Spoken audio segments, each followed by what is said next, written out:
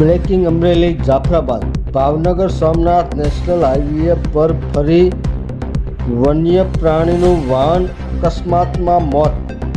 જાફરાબાદના નાગરેસી ગામે ટોલ નાકા નજીક વાહન હડફેટે સિંહણનું થયું મોત।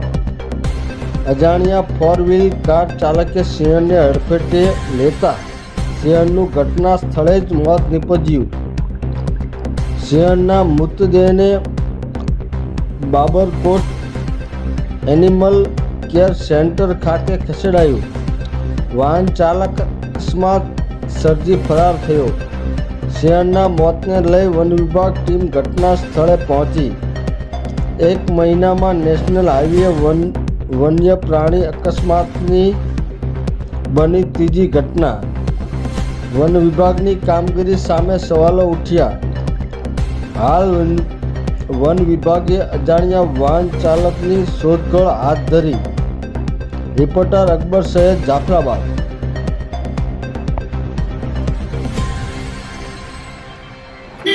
મારું નામ પ્રતાપભાઈ વરુ।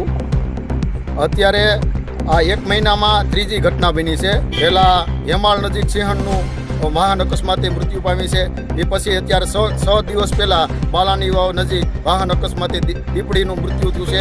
આજ રોજ નાગેશ્રી નજીક ટોલ પ્લાઝા પાસે વાહન અકસ્માતે હમણાં જ સિંહણનું મૃત્યુ થયું છે।